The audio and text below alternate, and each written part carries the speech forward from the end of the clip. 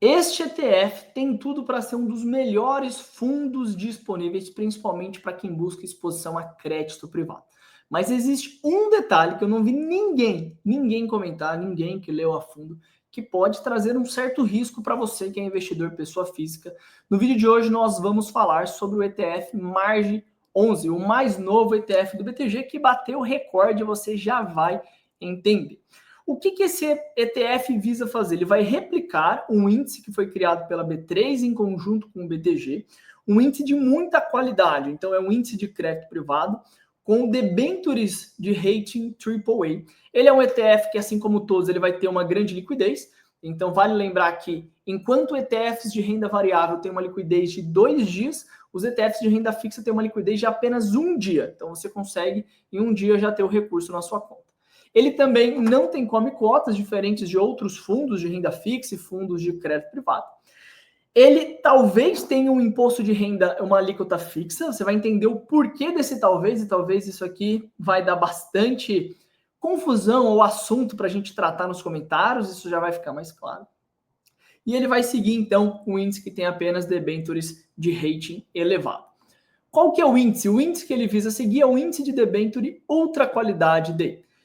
Nos títulos desse ETF, nós teremos apenas debentures, ou seja, títulos emitidos por empresas com remuneração de DI+, então ele é indexado ao CDI, mais um spread de cada emissor. Nós teremos a exclusão dos emissores em recuperação, para realmente manter a qualidade do índice. Nós vamos excluir as debentures perpétuas e conversíveis, e vai ser um índice com frequência de rebalanceamento mensal dos seus componentes. Se nós compararmos a taxa de administração do Marge 11, que é de 0,5, ela costuma ficar abaixo de outros fundos, fundos DI, fundos de crédito privado. E aqui tem até um componente interessante para a gente refletir sobre como o mercado está estruturado. Quando uma gestora lança um ETF, ou melhor, quando uma gestora compartilha um fundo qualquer, ela precisa distribuir parte daquela taxa para o canal de distribuição, ela precisa dividir a sua taxa para a corretora A, corretora B, ela precisa distribuir para o assessor, para quem estiver fazendo a recomendação. Então, as taxas costumam ficar mais gordas. Já no caso de um ETF, aquela taxa fica exclusivamente com a gestora. A corretora A, a corretora B não ganha nada com isso, o assessor não ganha nada com isso. É por isso que o crescimento dos ETFs ele é muito atrelado ao crescimento do mercado de multifamily office e o mercado de fee-based através da consultoria. Então é legal ver como esses dois mundos caminham, a consultoria impulsionando o caminho dos ETFs, que é um veículo de exposição mais eficiente, porque quando você pensa em incentivo financeiro, não existe um incentivo financeiro para o seu gerente, para o seu assessor te recomendar isso. É por isso que ele não recomenda. É por isso que a maior parte dos investidores que trabalham no modelo de comissionamento nunca ouviu falar ou nunca investiu em ETF. Então, isso a gente consegue ver direto aqui na diferença da taxa de administração que nós temos dos dois ativos. O Marge 11 ele tem um peso real em infraestrutura e energia. Então, se nós olharmos aqui o peso dos principais ativos, o quanto eles representam, a gente consegue ver aqui o quanto cada um desses títulos representam. E é muito legal perceber que ele foi a segunda maior oferta de ETF da história no Brasil. Teve uma captação de 250 milhões de reais. E eu vou te explicar o porquê que ele teve uma captação tão grande. Ele começou a ser negociado agora no dia 24 de março e pouquíssima gente entendeu o porquê que o Marge 11 surgiu. E você vai descobrir. Se você for pessoa física, talvez aqui tenha um alerta muito relevante para você. Se a gente fosse comparar o imposto de renda do Marge 11 com outros ativos, vale lembrar que no caso de títulos do Tesouro Direto, nós temos uma tributação regressiva, que começa em 22,5%. Então, quem faz ao vivo, né, tem que corrigir, é de 15 a 22,5% os títulos do Tesouro Direto. Depois, nos fundos de renda fixa, nós também temos uma tributação regressiva, que vai depender do prazo, mais o come cotas, por isso que a gente colocou uma média aqui de 20%. E no caso de um ETF de renda fixa, quando ele tem um prazo médio de repactuação acima de 720 dias, ele vai ter uma alíquota de 15%, e a alíquota vai ser retida na fonte. E agora eu preciso que você preste muita atenção no que eu vou te falar e no que eu vou explicar. Um ETF padrão comum de renda fixa, ele tem a sua alíquota retida na fonte quando você é um investidor pessoa física. Agora, por que o Margem 11 foi criado? Talvez aqui nós encontramos uma resposta direto no documento do prospecto do próprio ETF. Hoje, muitas gestoras, elas fazem swap dos seus títulos.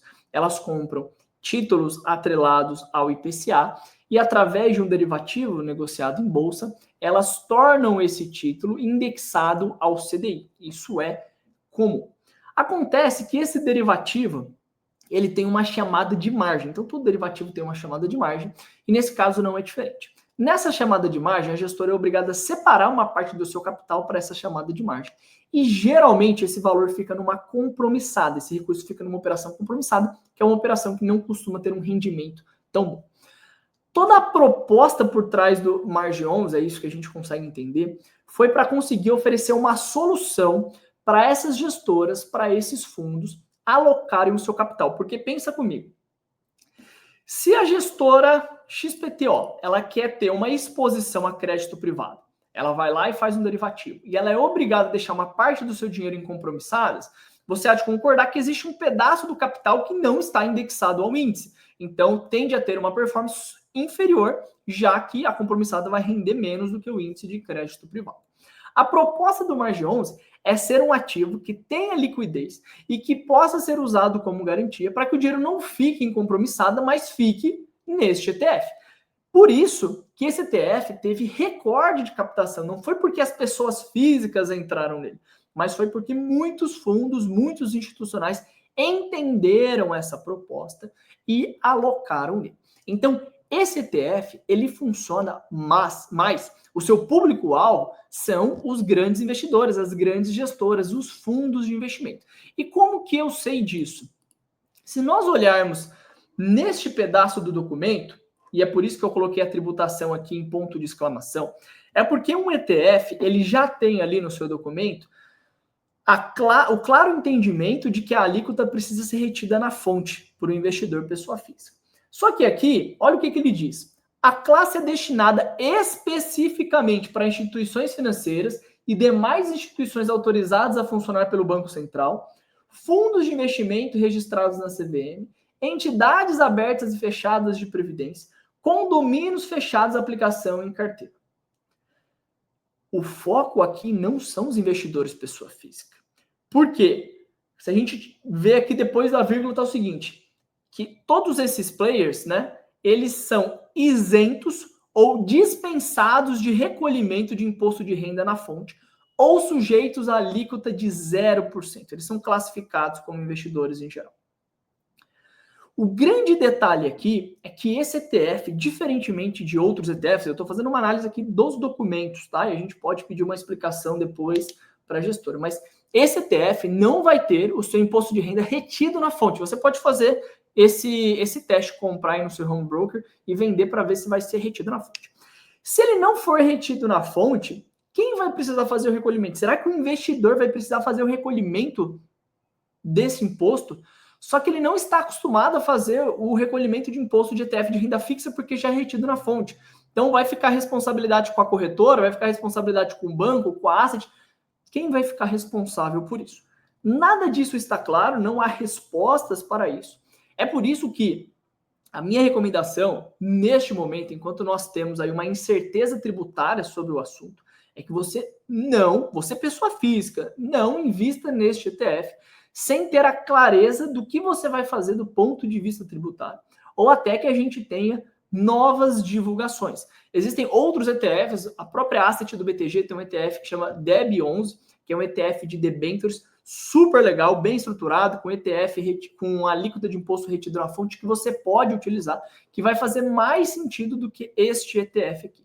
Então, esse é um detalhe que passou despercebido. Se você jogar no Google Margem 11, você vai ver várias matérias que, obviamente, foram feitas ali de bate-pronto, mas não se atentaram a isso. E, mais uma vez, isso explica o porquê a oferta foi tão grande, porque teve uma captação tão grande. Isso aqui vai ser usado principalmente para fundos de investimento.